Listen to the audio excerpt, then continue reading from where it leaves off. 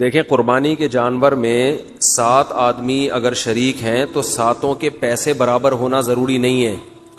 بعض دفعہ گھر کا کوئی فرد بچڑا لے کر آتا ہے، چھوٹے بھائی کا حصہ بھی ڈال دیا، درمیانے والے کا بھی ڈال دیا، ایک ہمشیرہ کا حصہ ڈال دیا، اس میں کسی نے پورے پیسے دیے، کسی نے آدھے دیے، کسی نے کوئی بیٹھ کے پیڑے کھانے والے بھی گھر میں ہوتے ہیں، وہ فری پھوکڑ میں حصہ اس کے نام ہو گیا. تو سب جائز ہے. یہ ضروری ہے کہ جس کا حصہ ہے اس سے ایک دفعہ پرمیشن لے لیں، کیونکہ قربانی عبادت ہے، عبادت میں نیت ضروری ہے. جب اس کو اطلاع ہی نہیں ہے تو اس کی طرف سے حصہ پھر ہوگا نہیں. اطلاع دیں گے، بتا دیں گے تو بس یہ اس کا مطلب وہ راضی ہے. اس پہ منع کرنا ہوتا تو منہ سے کہہ دیتا کہ نہیں میرا حصہ نہ ڈالو. تو اتنا کافی ہے، سب کی طرف سے برابر پیسے شامل ہونا ضروری نہیں ہے. اور جو 7 حصے آپ ڈالیں گے سارے عاقل بالغ ہونے چاہیے. ٹھیک ہے. مرحومین کی طرف سے بھی قربانی جائز ہے. مرحومین کی طرف سے جو قربانی ہوتی ہے وہ ہوتی آپ کی طرف سے ہی ہے، لیکن اس کا ثواب مرحوم کو ملتا ہے. وہ ہوتی آپ ہی کی طرف سے ہے، اس لیے آپ اس گوشت کے مالک ہیں، کھائیں، صدقہ کریں، آپ کی مرضی ہے. کیونکہ مرحوم وہ کسی عمل کا مکلف نہیں ہے. اس کا تو بیچارے عمل کا دروازہ بند ہوا تبھی تو مرحوم ہوا نا. وہ اگر وہ ابھی قربانی کر سکتا ہوتا تو مرحوم کیوں ہوتا پھر وہ. اور ہم بھی تھوڑے دنوں میں ہم سب نے مرحوم ہونا ہے کچھ وقت کے بعد جا کے. تو جو مرحوم کی طرف سے قربانی ہوتی ہے وہ ہوتی آپ ہی کی طرف سے. ثواب کس کو ملتا ہے؟ مرحوم کو. تو یہ بھی جائز ہے. نبی کی طرف سے بھی جائز ہے، زندوں کی طرف سے بھی جائز ہے، مردوں کی طرف سے بھی جائز ہے. نبی صلی اللہ علیہ وسلم نے کیا، ایک اپنی طرف سے، ایک پوری امت کی طرف سے 2 مینڈھے ذبح کیا آپ نے. تو یہ اصال ثواب کا ثبوت بھی یہیں سے ملتا ہے. تو اس لیے جائز ہے قربانی، جس کی طرف سے چاہیں کریں، جتنی چاہیں کریں، اپنی حیثیت کو، اپنی اوقات کو دیکھتے ہوئے، اپنی چادر کو دیکھتے ہوئے. اتنا نہ کریں کہ کل لوگوں سے بھیک مانگنی پڑے. دوسری بات، قرضہ لے کے قربانی کرنا بھی جائز ہے. سمجھتے ہیں؟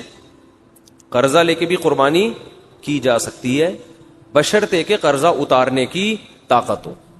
ایسا نہ ہو وسیم بھائی سے پیسے لے کے ان کو چوڑے میں ڈال دیا، وہ بیچارہ مصیبت میں آ گیا، اب اس کے ادا کرنے کے پیسے ہیں نہیں، وہ آپ کے گھر کے باہر گھنٹی کے ہاتھ رکھ کے کھڑا رہتا ہے اور آپ نے اس کو ٹینشن میں دے دیا. تو وہ ایسی ٹینشن کسی کو دینا جائز نہیں ہے. بعض دفعہ یہ ہوتا ہے کہ آپ کے پاس ابھی نہیں ہے پیسے، کل آ جائیں گے، پرسوں آ جائیں گے، آپ کسی سے ادھار پکڑ لیتے ہیں، یار میرے پرسوں پیسے آ جائیں گے، یا 1 ہفتے بعد مجھے مل جائیں گے، یا مہینے بعد مجھے تنخواہ ملے گی، میں تمہیں دے دوں گا، اور یقین بھی ہو دینے کا.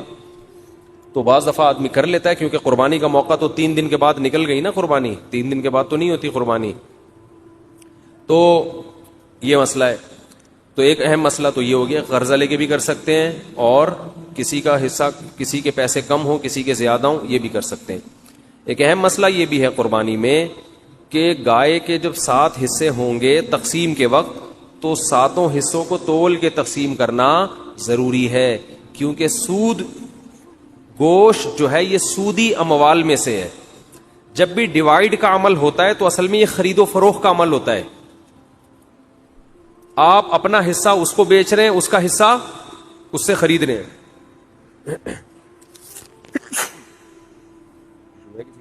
یہ دھونا پڑے گا. تو آپ اپنا حصہ کسی کو بیچتے ہیں، اس کا حصہ اس سے خریدتے ہیں. تو یہ تقسیم کا عمل جو ہے نا، اصل میں یہ خرید و فروخت کا عمل ہوتا ہے. گوشت کو گوشت کے بدلے میں خریدا اور بیچا جا رہا ہے. تو شریعت میں جب بھی گوشت کو گوشت کے بدلے میں بیچا جائے گا تو برابر سرابر ضروری ہے.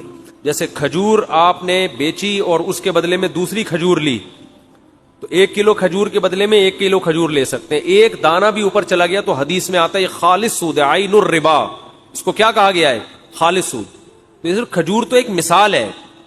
تو ہر تول کے بکنے والی چیز حدیث سے پتہ چلتا ہے. کھجور چونکہ تول کے بکتی ہے نا، اس زمانے میں کیل کے ذریعے بکتی تھی، آج تول کے بکتی ہے. تو کوئی بھی کیل والی چیز جو لیٹر جیسے پیمانہ ہوتا ہے یا تول والی چیز، ان تمام میں سودی احکام جاری ہوتے ہیں. تو گوشت کو جب گوشت کے بدلے میں بیچا جائے گا تو برابری ضروری ہے. تو جب قربانی کے 7 حصے کریں تو اندازے سے نہ کریں بلکہ تول کے کریں. اور اس میں احتیاط مزید یہ کر لیں کہ ہر حصے میں کلیجی ملا دیں تھوڑی سی. سودی احکام میں یہ بھی ہوتا ہے کہ اگر اس کے مخالف جنس ملا دی جائے تو پھر کمی بیشی جائز ہے. جیسے آپ 1 کلو کھجور بیچ رہے ہو، اور ادھر سے لے رہے ہو 1.5 کلو کھجور, تو یہ آدھا کلو کیا ہو جائے گی, حرام ہو جائے گی نا. لیکن اگر اس 1 کلو کھجور میں آپ کچھ اور ملا دیں, 2-4 سیب ملا دیں اس میں, آپ ادھر سے 1 کلو کھجور ہے اور 2 سیب ہو گئے, ادھر سے 1.5 کلو کھجور, تو یہ پھر سود نہیں ہوگا, یہ جائز ہوگا.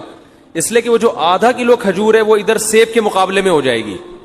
سمجھ میں آ رہی ہے بات؟ تو یہ بالکل جائز ہیلا ہے.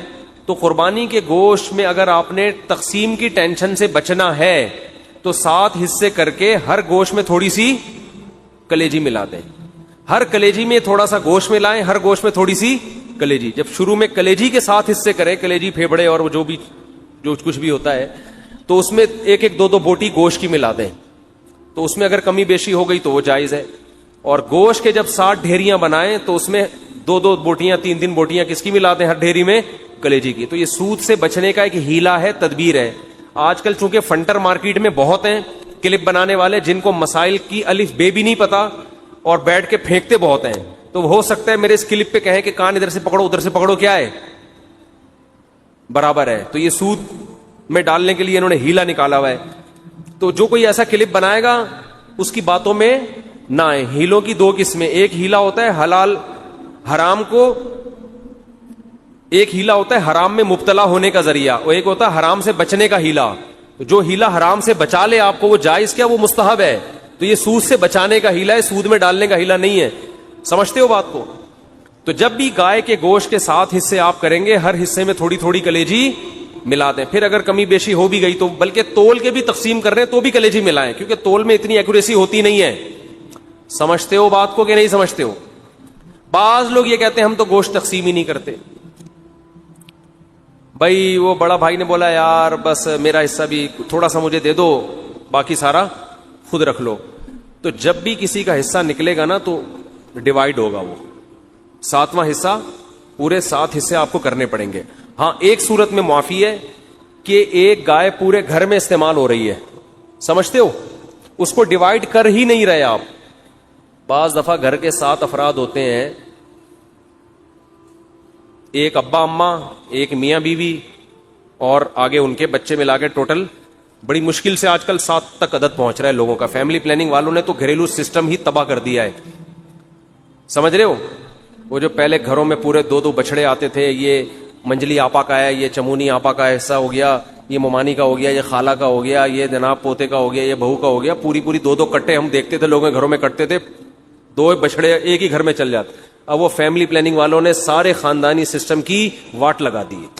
بچے ہی نہیں ہے, اور خدا کی قسم جس گھر میں بچے نہیں ہے عید بقرعید کا مزہ تو اس گھر میں ہے ہی نہیں. ہمارے بچوں نے 10 دن سے پڑھائی چھوڑ دی ہے. گائے آ رہی ہے, کلابازیاں کھا رہے ہیں, مدرسوں کی شکایتیں آنی, پڑھ کے نہیں دے رہے. ہم کہتے ہیں بھائی بقرعید گزرے گی تو پڑھیں گے, ابھی ہمارے بس میں نہیں.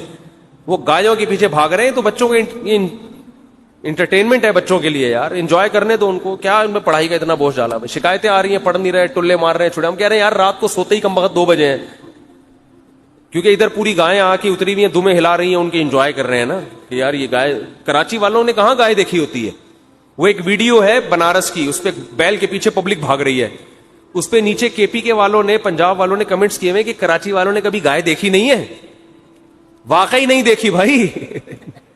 گائیں تو کھیتوں میں ہوتی ہیں یار, بکریاں شہروں میں تھوڑی ہوتی ہیں. تو ہمیں تو یہی تو سیزن ہے ہمارا گائے بچڑے دیکھنے کا, اور ایسا بچڑا مارکیٹ میں آ رہا ہے, طبیعت خوش ہو جاتی ہے دیکھ کے.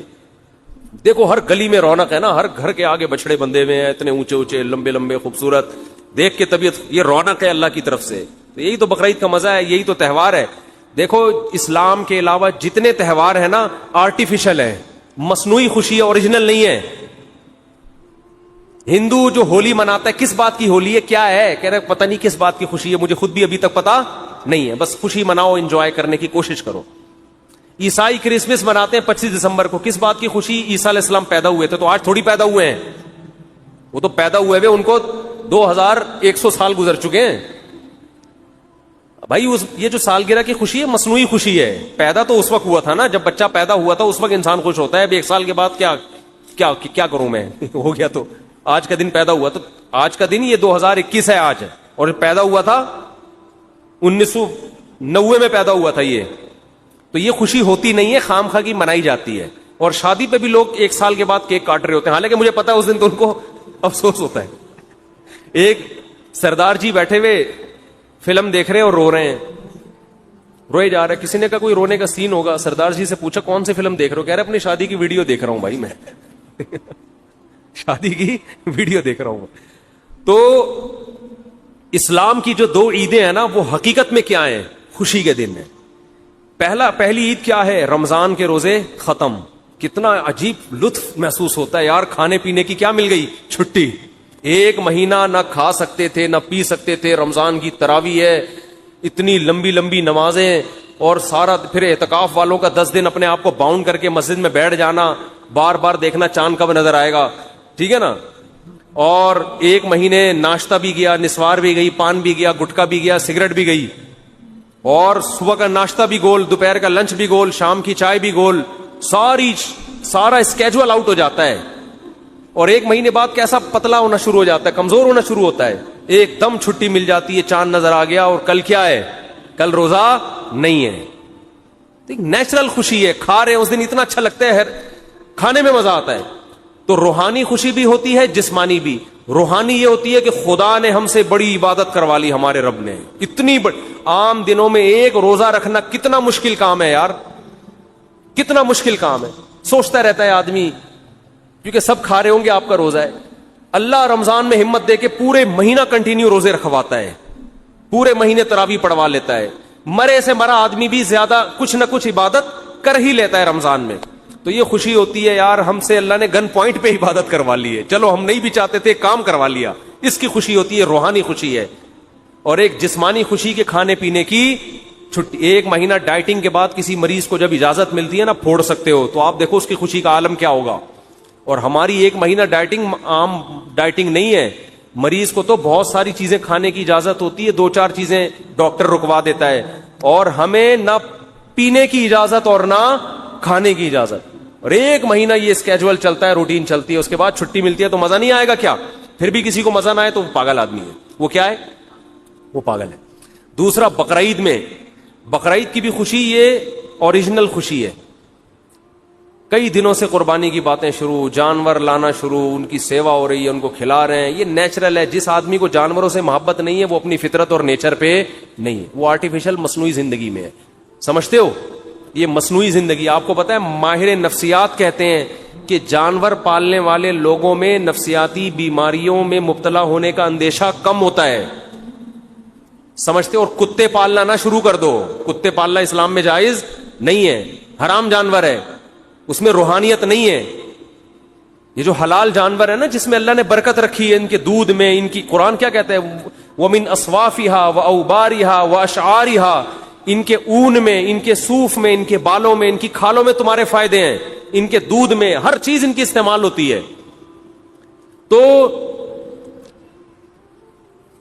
اس سے کیا ہے؟ حلال گوشت ملتا ہے انسان کو. ان جانوروں سے مانوس ہوتا ہے انسان. تو کتنے دنوں سے پالنا شروع کر دیتے ہیں. بچوں کی خوشیاں دیکھو، ناچتے پھر رہے ہیں گلیوں میں، کلابازیاں کھا رہے ہیں. ہماری گائے کب آ رہی ہے، ہمارا دمبا کب آ رہا ہے.